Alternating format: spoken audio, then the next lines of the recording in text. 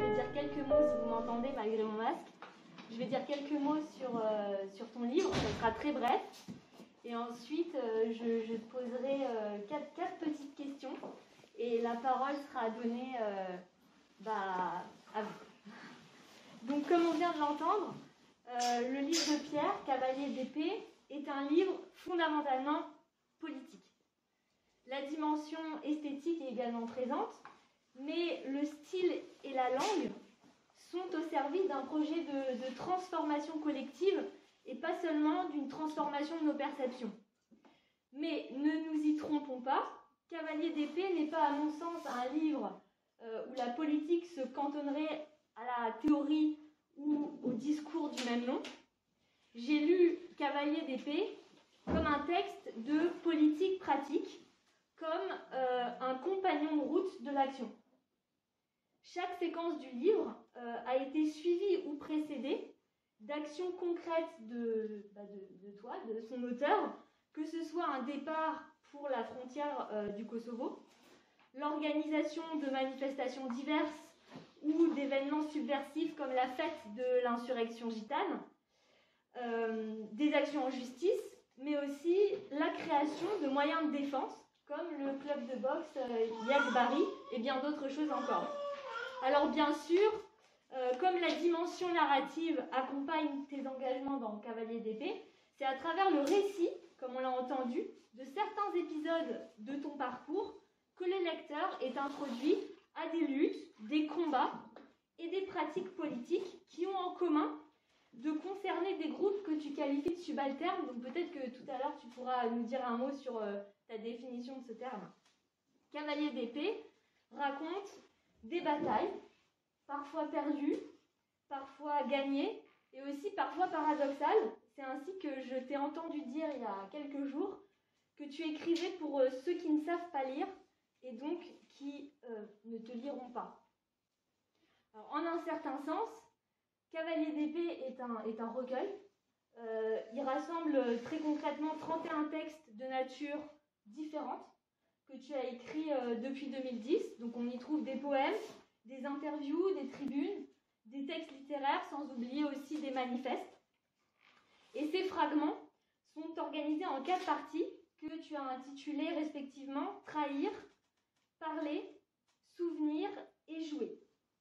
Donc chacune de ces parties est introduite par un texte inédit qui a pour fonction de reprendre, en les concentrant, souvent avec une grande intensité, les thèmes abordés dans les 31 éléments rassemblés ici. Donc tu y parles d'identité, de race, de langage, d'histoire et de mémoire, mais aussi d'organisation et de stratégie. Donc même si Cavalier d'épée se lit, notamment les 4 introductions, dont tu n'as pas lu tout à l'heure les extraits, se lit vraiment comme un roman d'aventure, il s'agit surtout, et ça c'est la lecture que j'en propose, d'un précis d'organisation politique en mouvement. Alors pourquoi en mouvement? Parce que en lisant Cavalier d'épée, on apprend que chaque position a plusieurs faces et que parfois l'aide et le soutien candide d'une certaine façon à ceux qui semblent dans le besoin est aussi une forme de domination et que la création de nouveaux outils de lutte peut devenir un exercice périlleux. Donc si tu veux, ça durera pas très, très longtemps. On a dit qu'on se donnait une demi-heure, un peu moins. Je vais te poser donc 4 questions qui te permettront, je l'espère, d'exposer les thèmes abordés dans chacune des 4 parties que j'ai très brièvement présentées. Alors pour ceux qui ne le savent pas, Cavalier d'épée est ton second livre.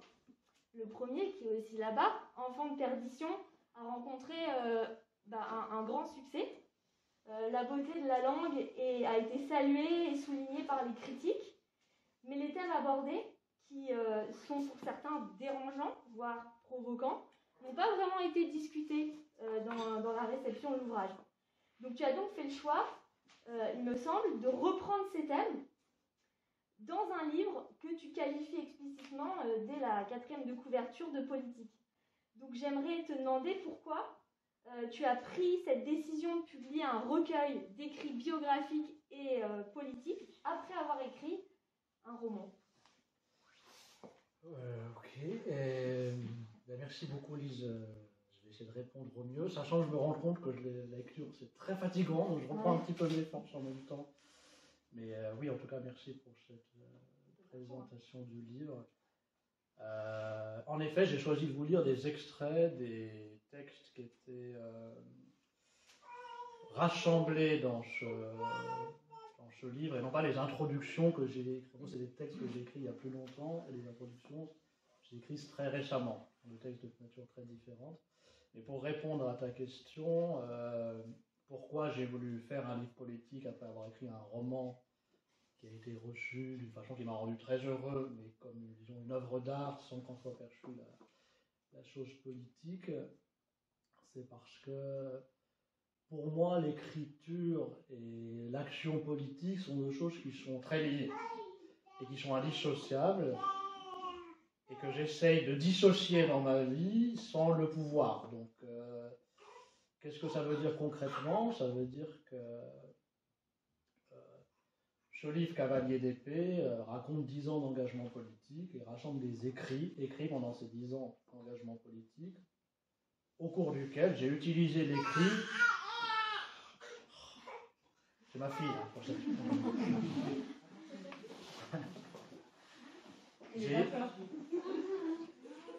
Pendant ces 10 ans, j'ai utilisé l'écrit non pas comme une œuvre d'art, mais comme un outil politique pour obtenir des résultats politiques très précis, que ce soit d'interpeller un ministre publiquement, que ce soit de prononcer un discours devant un public sur scène dans le cadre d'une manifestation politique. Et j'éprouvais de ça, au moment où je le faisais, à un moment, la frustration de ne pas écrire un roman, très simplement. Donc, en même temps que j'avais cette action politique, je me suis mis à écrire pendant 5 ans, un livre qui est là que j'ai en vente perdition, qui a une très forte charge politique, effectivement, et comme tu l'as bien dit, qui n'a pas été perçu comme ça publiquement par les lecteurs, je crois, puisque la réception qui en a été faite était surtout celui d'émotions artistiques ou esthétiques. Et de ça, j'étais un peu frustré, et donc j'ai eu l'envie, après, de aussi revenir à une écriture politique, pour me rendre plus manifeste le fait que l'écrit, ce n'est pas fait que pour se divertir, même pour moi, ça n'est pas fait du tout pour se divertir. L'écrit que j'ai lu a changé ma vie, et m'a fait prendre des décisions comme celui de partir, quitter mon pays pour aller aider des réfugiés dans un contexte de post-guerre, ce qui est d'ailleurs le fait de gens qui font ça aujourd'hui dans notre présent actuellement, quoi. Mais donc l'écrit devait être politique, et donc j'avais envie de faire un livre politique, au moment où justement mon éditeur qui avait fait Enfants de perdition m'a proposé, ayant lu certains des textes que j'avais faits dans un contexte politique, d'en faire un livre. Et ça correspondait à l'envie que j'en avais aussi, à condition que, et c'est ça qui m'intéressait, d'en écrire une sorte de synthèse en introduction qui les expliquait, puisqu'ils sont très divers. Si vous lisez, vous verrez. C'est pour ça qu'on peut aussi lire un seul texte de ce livre si on le souhaite, en fonction de son goût. Mais ça me paraissait important d'expliquer le parcours politique et spirituel par lequel j'étais passé durant ces 10 ans d'engagement politique, et d'exprimer mon point de vue actuel, pas simplement donner à lire des choses passées.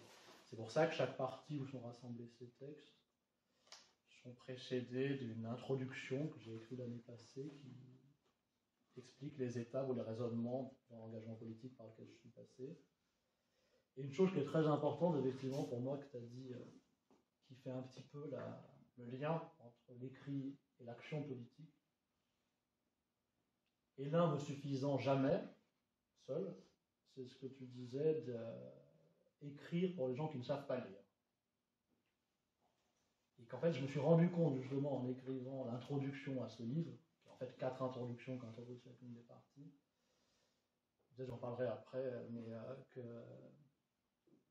autant dans l'écriture d'un roman comme Enfants de perdition, je cherche la voix qui ne parle pas, en fait. Et de la même manière, dans l'action politique, je cherche à faire agir avec des gens qui n'agissent pas ou qui sont exclus à la fois de la parole publique, de l'action publique et en fait du langage. C'est un petit peu le premier texte que j'ai lu aujourd'hui disait ça, bon, de façon peut-être un peu occulte, je ne sais pas comment dire, mais c'était cette idée de je ne sais plus très bien, mais je suis un petit peu fatigué, je m'en excuse, mais en tout cas oui, il y a toujours cette idée de parler ou d'agir pour une voix qui n'est pas là, qui n'est pas disponible dans la langue ou dans l'action politique. Je ne sais pas si ça répond. Si, tout à fait. En plus, ça présente encore plus, le texte donne un aperçu autre que la lecture que tu en as faite. Donc là, comme tu viens de le dire, Cavalier d'épée raconte le cheminement politique que tu as suivi depuis la fin de ton adolescence. Comme on a pu l'entendre dans le premier texte, très jeune, tu pars en Macédoine pour comprendre ce qui se déroulait en ex-Yougoslavie et pour aider au sens large du terme, on va dire. Puis tu t'engages auprès des personnes qui militent pour le droit des Roms à l'autodétermination. Et 20 ans plus tard, après ton départ pour la Macédoine, tu adoptes une position différente. Tu délaisses, tu me diras si tu es d'accord, tu délaisses le modèle de l'aide et de l'assistance pour te tourner vers l'organisation concrète des luttes menées par les premiers intéressés. Donc, Cavalier d'épée pose aussi la question de la place de l'occidental, de l'européen, du blanc, lorsqu'il souhaite lutter aux côtés des collectifs subalternes et, à mon sens, donne des pistes très intéressantes lorsqu'on réfléchit aux questions de représentation politique. Enfin, c'est comme ça que je l'ai lu. Donc, je dirais que si Cavalier d'épée est le récit de ton engagement politique, les luttes qu'il relate sont en fait des combats choisis que toi tu as choisis, pas des combats qui étaient préexistants à ta personne. Donc, est-ce que tu pourrais peut-être nous expliquer la nature particulière de cet engagement? Et puis, finalement, en lisant ton livre, je me suis demandé, n'est-il pas à rebours, cet engagement politique, de la tendance actuelle des luttes défensives, pour ne pas dire des luttes identitaires, où il faut être porteur de telle ou telle identité, ou telle histoire pour agir? Ouais.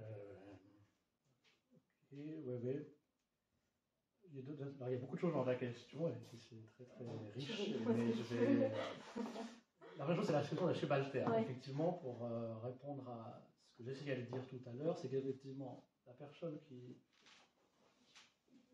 ne parle pas, c'est ce que je désigne comme une personne en état de subalternité.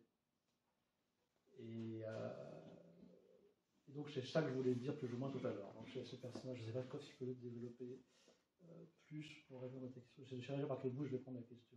Oui, alors, pourquoi j'y reviendrai sur cette question de la subalternité qui est très importante, qui est effectivement un état dans lequel on peut être né, où on peut être tombé, où on peut se retrouver au sein des espaces politiques, au sein des espaces politiques contemporains.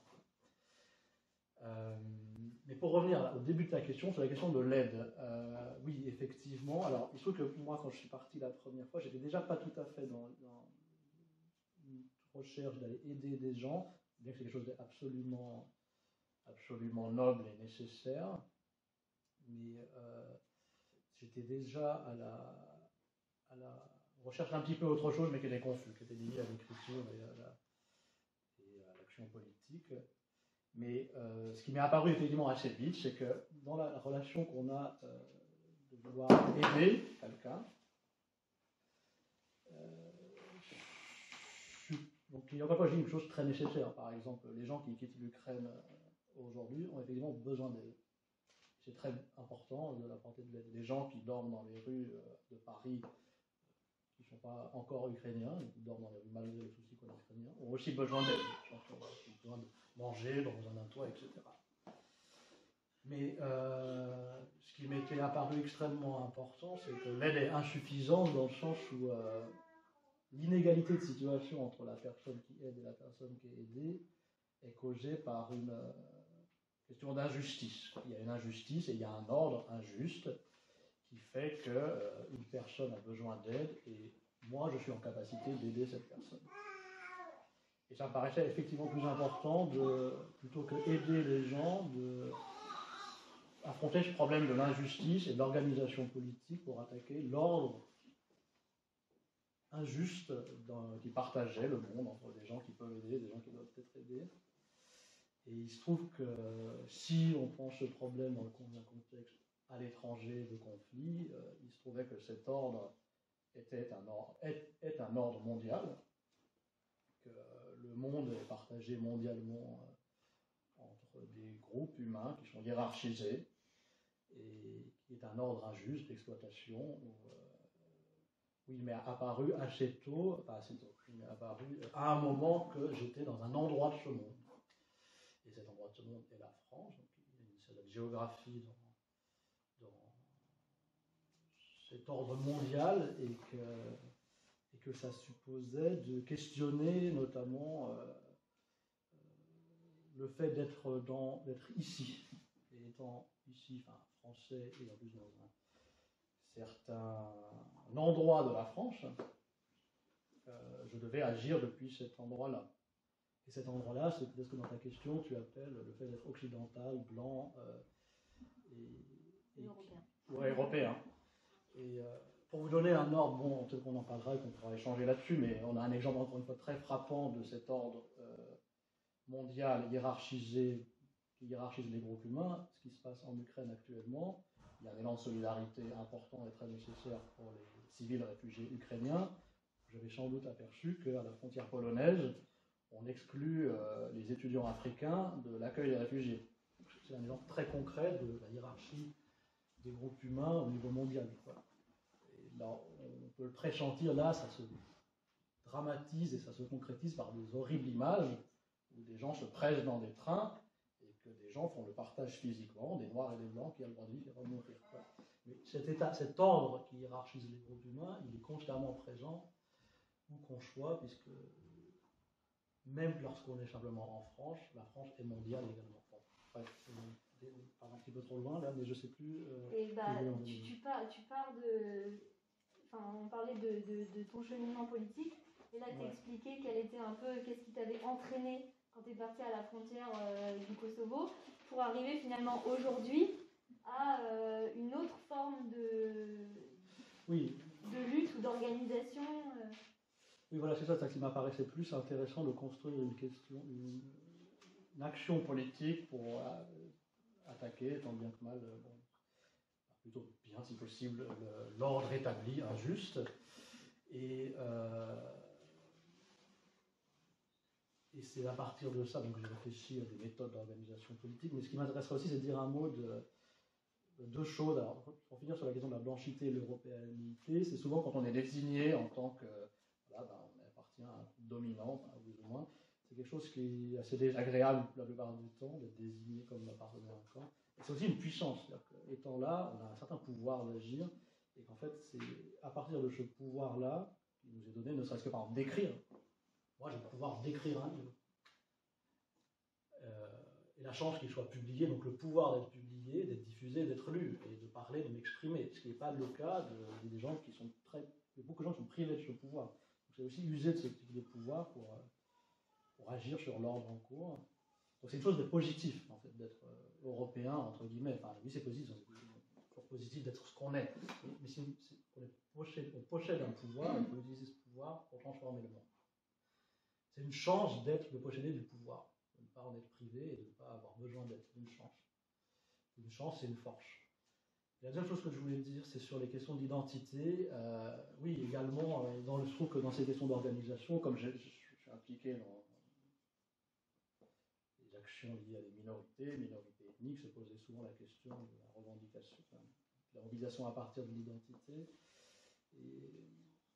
Alors, j'utilise un peu le concept, je parle dans ce livre du concept d'indigénité ou d'indigénisme, en précisant que je ne parle pas du tout de pas du tout du Parti des indigènes de la République, on ne parle plus beaucoup, mais qui est un motif d'hystérisation générale.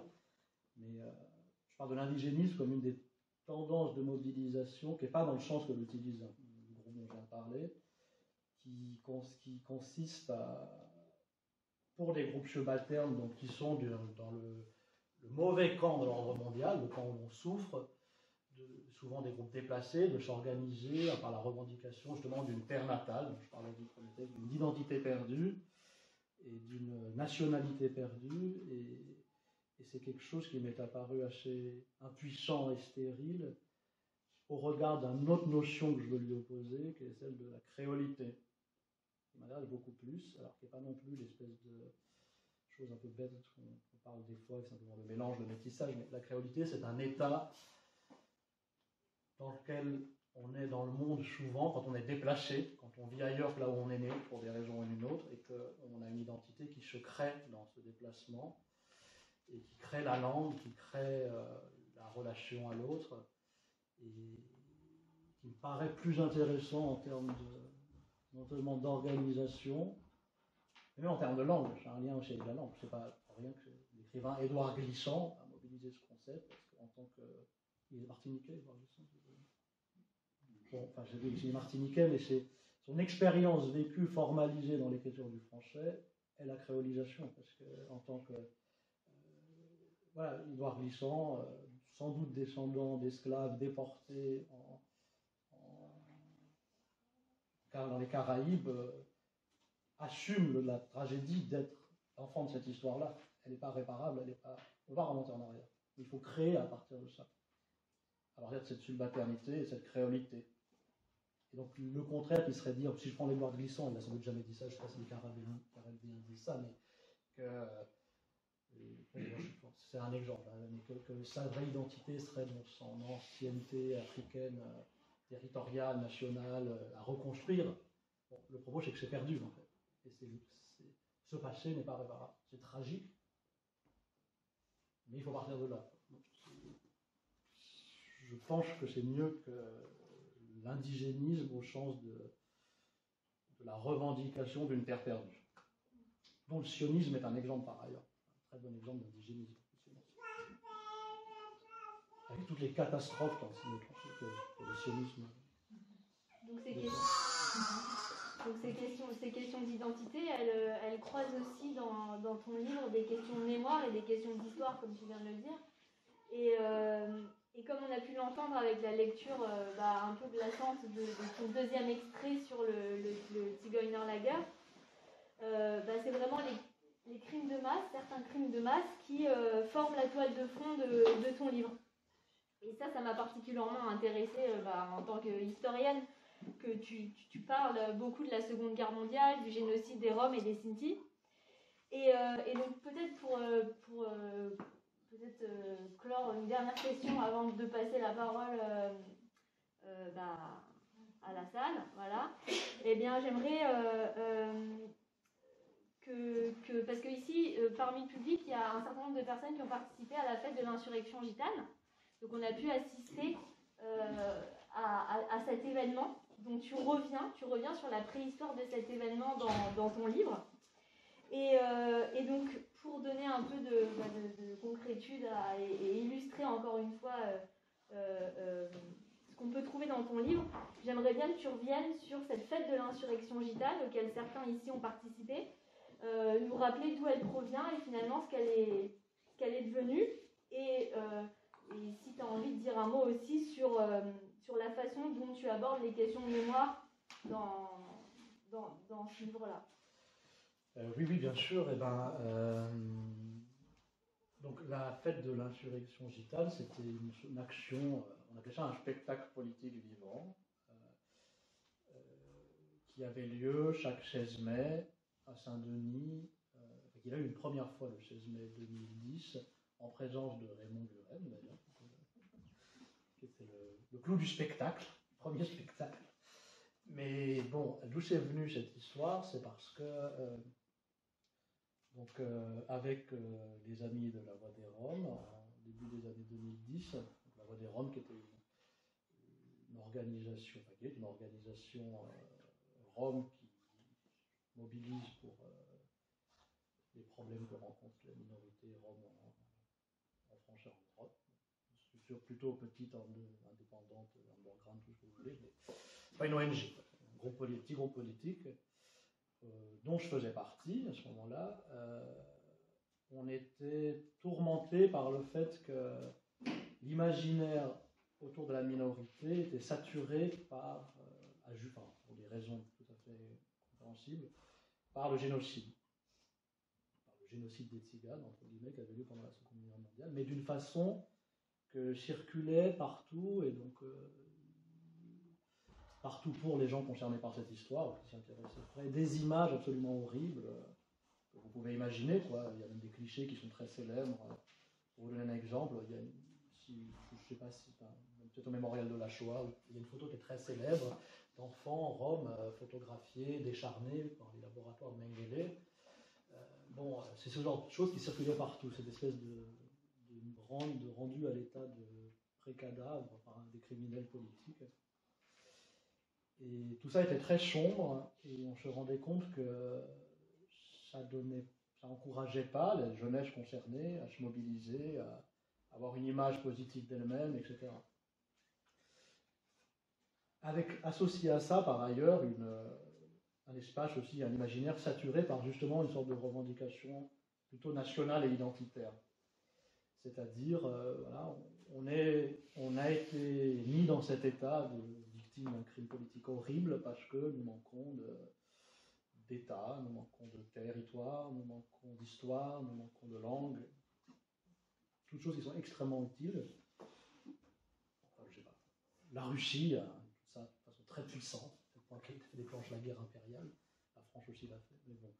Donc, tout ça saturait, en tout cas, ces idéologies, ce sont des idéologies, ne changeaient pas la situation de la jeunesse et de l'enfance de la minorité. Jusqu'à ce qu'un jour, un de mes amis me parle de cet homme dont j'ai lu le nom, qui s'appelait Hugo Ollenreiner, qui avait été enfant dans le camp des familles tziganes d'Auschwitz-Birkenau, et dont le père était donc un soldat allemand d'origine rome, un Sinti en l'occurrence, comme ça s'appelle les gens de la minorité en Allemagne, et qui avait été déchu de la nationalité dans le cadre de l'épuration raciale de l'Allemagne, et enfermé à Auschwitz-Birkenau. Et donc, le père de Hugo Ollenreiner, qui était prisonnier avec lui dans ce camp, Hugo racontait que son père avait mené une insurrection dans le camp, le 16 mai 1944. Et avec d'autres organisations de la minorité en Europe avec qui on était liés, on a commencé à identifier des preuves de ce fait. Il nous a paru comme soudain une sorte de délivrance, on dira, tiens, on va pouvoir raconter cette histoire en changeant complètement le récit. On va le raconter à partir en fait, de la fierté, de l'héroïsme de gens qui se sont battus. Quoi. Et donc on s'est dit que cette date deviendrait le chantre de la mobilisation politique, en tout cas des gens déjà autour de nous, et puis peut-être d'autres après. Et donc en 2010, la première fois, sur le parvis de la basilique de Saint-Denis, on a loué un petit camion Seine avec des petits moyens, notamment un chèque sans provision. Bref, c'était un peu le mode d'organisation de l'époque. Et on a fait venir M. Gurem prendre la parole, parler de cet événement devant les gens. Et puis peu à peu, c'est devenu ce qu'on appelait ce spectacle politique vivant chaque 16 mai. Et progressivement, ça a été repris partout en Europe par les jeunes, les organisations de jeunesse concernées. Et puis progressivement aussi, en fait, ça a soulevé cette question mais durant cette histoire, en fait, les gens ne se sont pas laissés simplement sécrer. Il y a eu des gens qui ont combattu, qui ont résisté, pas seulement le 16 mai. Donc les universités se sont emparées du sujet aussi, les institutions, notamment toutes sortes de fondations. Là, nous, ce n'est pas trop mon problème de suivre tout ça, mais il y a eu assez rapidement des déclarations du Conseil de l'Europe, de cette fondation aux États-Unis, de je ne sais quoi, aussi qui. C'est devenu une date qui s'est institutionnalisée.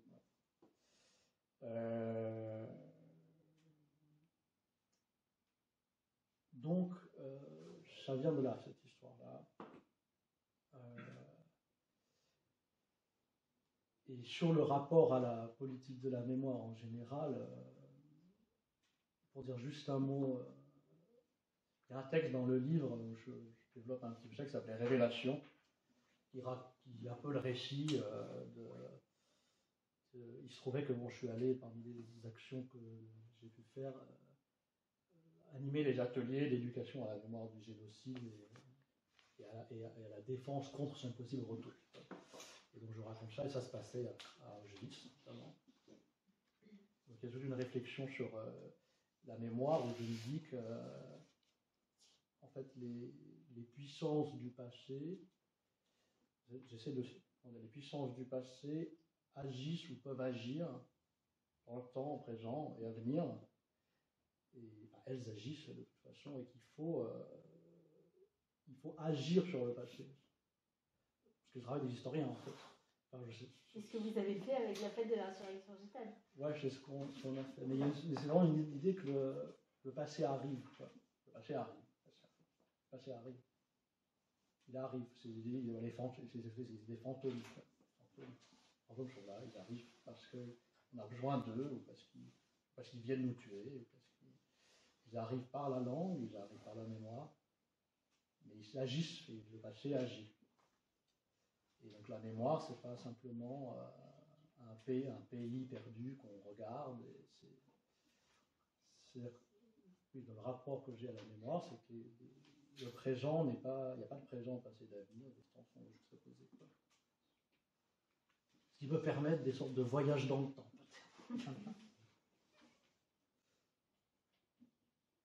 Non, mais si, mais il y a tellement de choses à dire sur la question de l'histoire et de la mémoire dans ton livre que bon, je rebondis pas, et je vous invite à poser vos questions.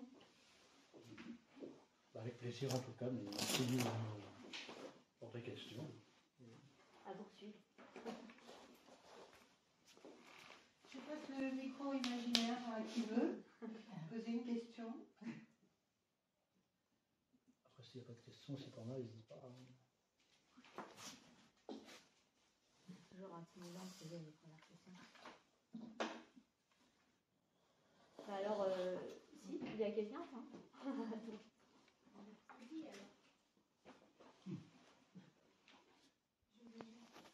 Ah oui, il y a quelqu'un.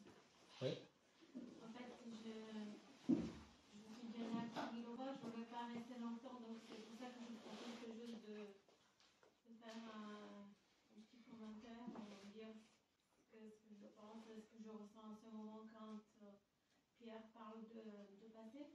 Je ne sais pas si c'est dans le livre que tu as écrit, est-ce que tu avais l'attention, c'est parce que pour comprendre le présent, il faut savoir quel était le passé en fait. Donc, est-ce qu'à travers les histoires que tu as décrites dans ton livre, tu voulais démontrer en fait pourquoi la situation est telle aujourd'hui, pourquoi aujourd'hui, par exemple, les Roms sont ainsi, leur situation est comme ça, ou à travers l'exemple de la vie de Raymond, tu voulais juste démontrer un exemple de quelqu'un qui a pu résister, qui était quelqu'un d'exemplaire, qui avait un esprit vraiment de combattants, est-ce que tu voulais démontrer le passé pour pouvoir comprendre la situation aujourd'hui des Tziganes et la discrimination auquel ils sont confrontés, ou tu voulais juste montrer l'exemple de Raymond, quelqu'un qui était un résistant exemplaire, que j'ai eu l'occasion de connaître personnellement, qui était un personnage vraiment, qui était quelqu'un de rarissime, qui était toujours, qui avait une force extraordinaire, un état d'esprit vraiment.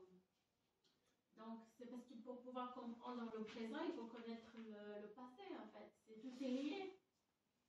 Oui, absolument. L'histoire de Raymond Buren, étant donné qu'il a vécu très longtemps, sa vie transporte l'histoire. Dans le passé. Pour nous, dans la vie de Raymond Buren, il y a notre passé. Et effectivement, on ne peut pas comprendre. Sa vie est un bon exemple. On ne peut pas comprendre pourquoi la police se comporte comme ça avec lui et sa famille aujourd'hui, si on ne sait pas que cette police était plus ou moins la même que celle qui s'était occupée du camp de concentration dans lequel il était informé. Et dans les deux, il était enfermé. Et dans les deux sens. pourquoi la famille de Raymond Burem aujourd'hui n'a aucune confiance dans les institutions, la police, la mairie, même de l'école, l'école je ne sais pas trop, mais parce que c'est plus ou moins les mêmes bâtiments, les mêmes institutions qui les ont maltraités, quoi. Mais, et à la fois, l'intérêt de Raymond Burem, c'est que c'est en plus quelqu'un qui était exemplaire dans le sens du courage qu'il avait, etc. Mais oui, c'est sûr que le passé... Après, c'est pas un livre d'histoire, hein, je ne suis pas du tout un historien, et je parle d'histoire que je raconte, quoi. Et oui, c'est sûr que le passé, même en remontant relativement loin, permet de comprendre la situation aujourd'hui des Roms, mais pas seulement d'ailleurs, puisque dans le livre, justement, je relis l'histoire du racisme, enfin les situations de racisme aujourd'hui, à la construction du racisme en Europe, mais qui remonte plus ou moins au XVIe siècle, quoi. Enfin, c'est-à-dire comment justement l'ordre mondial racialement divisé entre les gens qui travaillent gratuitement, enfin, entre les esclaves, les gens qui en profitent, les gens... C'est construit. Le monde d'aujourd'hui est divisé par une organisation de production qui est aussi vieille que le capitalisme moderne, quoi. Et je remets un petit peu la situation du racisme anti-Rome, en tout cas dans cette histoire du racisme européen. Mais oui, en tout cas, c'est sûr que le passé m'intéresse pour comprendre le présent, quoi. Et pour surtout aussi, pas pour le comprendre, mais pour y agir.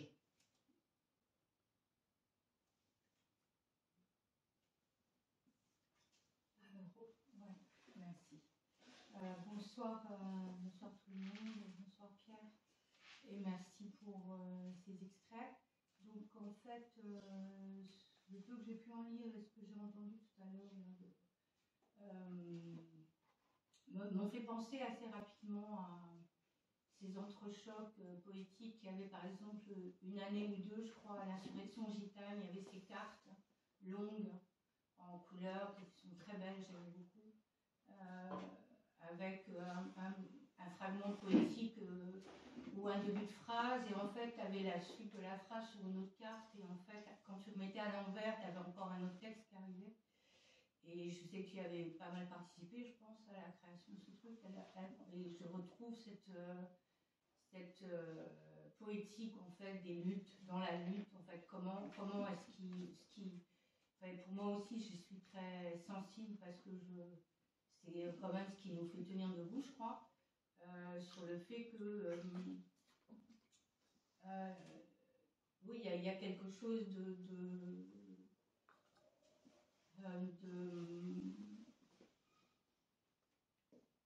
qui échappe à toute définition, qui échappe pour une part à l'analyse dans la beauté des luttes, et où en même temps c'est charpenté par les faits historiques, par le contexte, par la réalité, le réel, etc. Et je suis évidemment aussi très touchée par le côté comment il peut y avoir une prise de possession ou de domination à être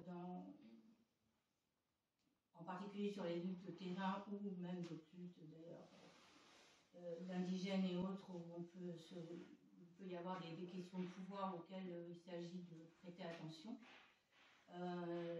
Et par contre, j'ai pas compris, pour le coup, par contre, quand tu dis j'écris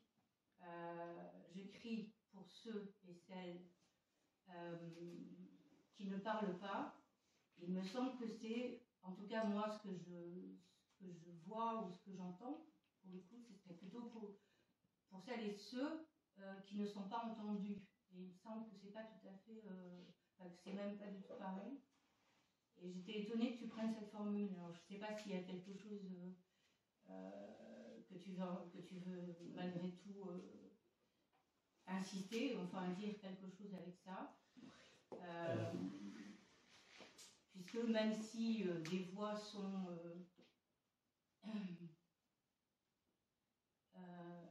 empêchées pour une part, jusqu'à pouvoir être comme en partie mutilées quelquefois, que malgré tout des cris et des courages et des gestes, comme en effet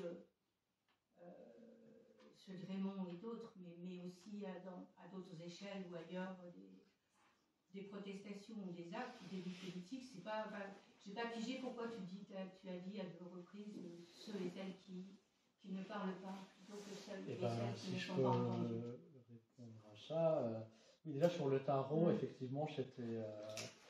On a fait créer. Alors, il y a notamment Ludo qui est là, qui a participé, enfin, qui a fait les cartes, quoi, qui les a créées. Après, on avait une petite équipe à participer à la création de cet outil. Enfin, de cet outil, je ne sais pas comment on dit ça, mais ce jeu de cartes de tarot d'inspiration gitane, quoi. Et ça me fait rire parce que tout à l'heure, quand je me concentrais un peu là, j'ai trouvé un tarot de cigane, qui est une des petits trésors que Evelyne a dans sa médiathèque, là. Alors, je ne sais pas du tout ce que c'est, d'où ça sort, mais c'est vrai, je l'ai pris, je l'ai mis là à côté pendant la lecture, je me disais, ça va me porter chance. Mais bon, je sais pas, jeu divinatoire conçu par Tchalaï, comme quoi on n'est pas les premiers à avoir visé, quoi. Mais l'autre, il est bien aussi. Mais donc, oui, c'était un truc qu'on avait fait avec un groupe, je ne vais pas raconter ça, mais c'est très marrant, c'était un peu délirant. On les avait fabriqués avec une imprimerie, qui s'appelle l'imprimerie de la fin du monde. Il y a des gens qui avaient récupéré une imprimerie, et bon, bref, ça a mis beaucoup de temps, mais c'est très rigolo. Et pour répondre sur les gens qui ne parlent pas, très concrètement, comment répondre? Il y a un truc très concret, c'est qu'il y a des gens qui ne savent pas lire. Pour les raisons. Comment? L'écriture et la parole, c'est pas pareil. Oui, alors moi, ce que je disais, je parlais précisément d'abord de l'écrit. Oui, tu as dit l'écrit, mais après, il y a eu à un moment donné parler. Et alors, pouvoir parler, on peut être entendu si notre parole est écoutée. Et, c'est ça. Et pour être écouté, il faut avoir le pouvoir de faire entendre sa voix. Il ne suffit pas de savoir parler. Et il y a effectivement beaucoup de gens qui ont pris du pouvoir de faire entendre leur voix. Et c'est ça dont je veux parler. Et dans le livre, j'appelle ça voilà, de ne pas être propriétaire des appareils idéologiques d'État, qui sont par exemple. Parce que écrire un livre, c'est un appareil idéologique. Mais pas seulement, hein, parler devant une classe, en tant que prof, parler à la radio, enfin, il ne suffit pas de parler, tout le monde peut parler, pas tout le monde, pas tout le monde en fait. Mais pour aller plus loin et sur une idée qui est un peu différente, dans le livre, je raconte une chose qui m'importe beaucoup, je cite un exemple, une histoire que raconte Primo Levi, enfin, un fait que raconte Primo Levi dans La Trêve, où il parle de... Oui, c'est un peu ça l'idée en fait dont je parlais, c'est qu'il explique, Primo Levi, que lui-même ne parle pas pour lui. Enfin, très concrètement, il parle d'un enfant qui était avec lui à Auschwitz et qui était seul, grand, et il ne parlait pas. Il ne parlait pas parce qu'il avait perdu tous les siens. Il était le dernier.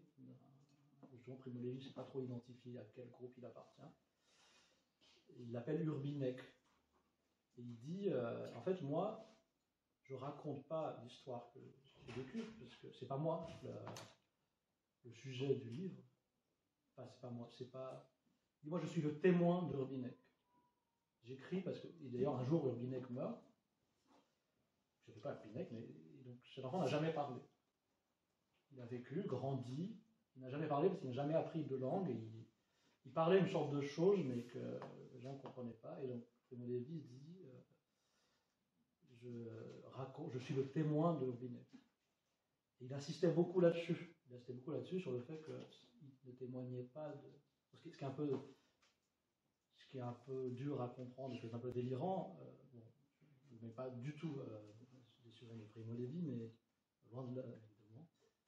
Mais c'est que, en dépit de la tragédie dont il était victime en tant que prisonnier à Auschwitz, qui a survécu, qui a vécu tout ce qu'il a vécu, en fait, il s'estimait lui-même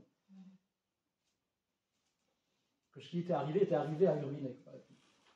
Et que tout ce qu'il avait fait, c'était pour témoigner de ceux qui avaient été privés de la possibilité de la parole. Bon, c'est un petit peu cette idée dont je veux parler, mais qui est... Oui. J'ai une question aussi. Tout d'abord, je voulais vous féliciter pour le livre. Et ensuite, ce que j'aimerais savoir, c'est quel a été l'élément déclenchateur dans votre vie qui a fait que vous avez dit je vais commencer à travailler dans le but que ma position d'Européen blanc, personne qui est favorisée, on va dire, je vais apporter mon soutien pour que les personnes qui ne parlent pas, ou plutôt les personnes qui n'ont pas de voix, commencent à parler. Parce qu'effectivement, pour relier un peu de la question de tout à l'heure, lorsqu'on fait partie du mauvais groupe, ou le groupe qui n'est pas, enfin le camp qui est un peu, qui n'est pas favorisé, à force de ne pas se faire écouter, on arrête de parler et on prend l'habitude de se taire. Donc, il y a toujours besoin de quelqu'un qui te dit, de quelqu'un qui pourrait t'apprendre à parler, parce qu'à force de se taire, on oublie de parler. Et ça s'apprend, et ça prend du temps. Et il y a besoin des personnes qui, à mon avis, des personnes qui sont du côté favorisé, qui ont du pouvoir, qui ont de la voix, pour donner de la visibilité, de la force aux personnes qui ne l'ont pas. En même temps, sans oublier que c'est très important de ne pas parler à leur place, mais de leur donner de la visibilité. Eh ben, merci pour cette question. Oui, c'est très juste.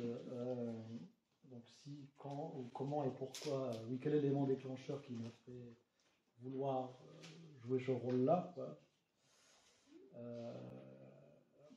C'est une bonne question, si on parle en termes d'éléments déclencheurs. J'arrive pas vraiment à me souvenir, parce que, en fait, je me souviens pas, c'est ce que je te disais un peu, Lise, c'est que je me souviens pas jamais m'être dit, ni non plus je vais aller juste aider des gens, c'est quelque chose qui est très bien par ailleurs, ni non plus je vais me battre pour des gens à leur place. J'ai l'impression d'avoir toujours été soucieux de ça. Mais je n'arrive pas très bien à me rappeler. Peut-être pas, mais c'est une très bonne question. En tout cas, évidemment, c'est très important. Il me semble que j'ai toujours été pas dans... Enfin, j'ai toujours voulu me mettre à cette place-là. Mais je vais y réfléchir. Et comme on se connaît, quand j'aurai trouvé la réponse, je te la dirai. Mais c'est une très très bonne question, parce que je pense qu'il y a forcément un moment où les choses... Donc, je me demande, mais je me demande justement si c'est pas quand j'ai rencontré la Voix des Roms, et en l'occurrence mon ami Shaimir, qui portait une voix très forte, avec cette exigence-là, à ce moment-là, c'était vraiment soucieux de dire c'est important que les personnes... bon, c'est possible que... Mais je suis pas sûr, mais c'est sûr que le fait qu'il y ait une voix qui soit là déjà, et qui dise ça, qui dit ce que tu viens de dire, avec une certaine force, ça force un peu à, bon, si toutefois on est soucieux de changer les choses, à prendre une place qui n'écrase pas encore la parole des gens qui ont besoin de prendre la parole. Donc, bon, je ne suis pas sûr de ça, mais en tout cas c'est sûr que c'est important que des gens, comme tu viens de faire, disent clairement, il faut m'écouter moi. Et après, les gens disent, ah tiens, pourquoi? Ah oui, peut-être que ça force un peu. Mais je dirais que c'est ça, c'est d'avoir entendu des gens le dire avec une certaine force et que j'ai dit, bah oui, c'est vrai. Mais ce qui suppose que d'où vient cette voix aussi. Tu vois. Justement, le problème, c'est qu'il y a des gens, des groupes, qui, pas forcément des groupes ethniques, mais qui n'ont pas du tout encore de voix. Et là, qu'est-ce que tu fais? Oui. Oui, merci pour ta lecture. J'étais très touché par tes combats et la façon dont tu l'exprimes. Et je crois qu'effectivement, bon, moi j'ai pu partager ça aussi parce que je suis l'enfant d'un génocide arménien, bon, et que c'est effectivement par la lutte qu'à un moment donné, ce génocide a pu être combattu par d'autres armes que la lutte, par des livres, par des poèmes, par des films, au moment où il y a eu la prise d'otage à l'ambassade de Turquie au début des années 80. Parce qu'avant, on était ensevelis sur 2 millions de cadavres, on ne savait pas comment expliquer ce génocide, on ne pouvait pas l'expliquer aux autres, même nos parents ne pouvaient pas nous le raconter. Voilà, donc ça a permis, on n'a pas repris des armes, nous, comme les justiciers du génocide ou l'Azala, mais on a pris des caméras pour rencontrer et recueillir cette parole des derniers survivants du génocide qui étaient à Marseille, à Valence, à Nice. Voilà, donc je suis très sensible à tous les thèmes que tu abordes. J'ai fait aussi un film avec Germaine Tillon et Geneviève de Gaulle qui ont vécu à Ravensbrück le drame des jeunes filles tziganes qui étaient effectivement, c'est horrible, enfin, je te enverrai le DVD pour que tu dois connaître déjà cette histoire, mais c'est atroce. Bon, et c'est vrai, le racisme aujourd'hui, quand on va à la frontière polonaise, ça aussi c'est monstrueux, quoi. Même dans une situation comme ça, le racisme est toujours là. Enfin, dans ces pays, en plus, il existe encore.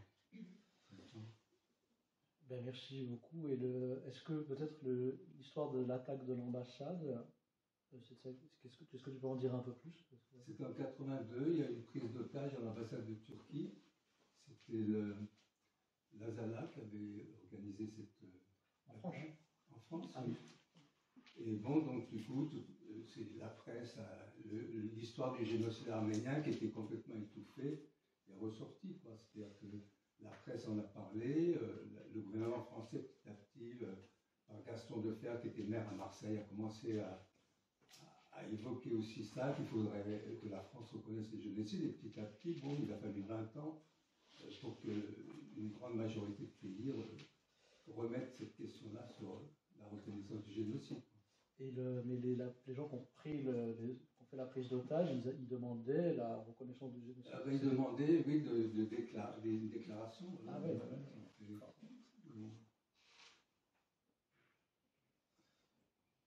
Merci beaucoup.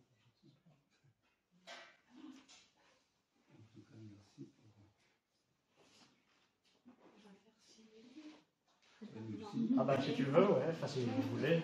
Il faudrait l'acheter, il faudrait dire aux gens de... Oui, bah voilà. Achetez le livre, comme dit monsieur. Enfin, si vous êtes convaincu. Oui, c'est très différent. Ben, merci à vous.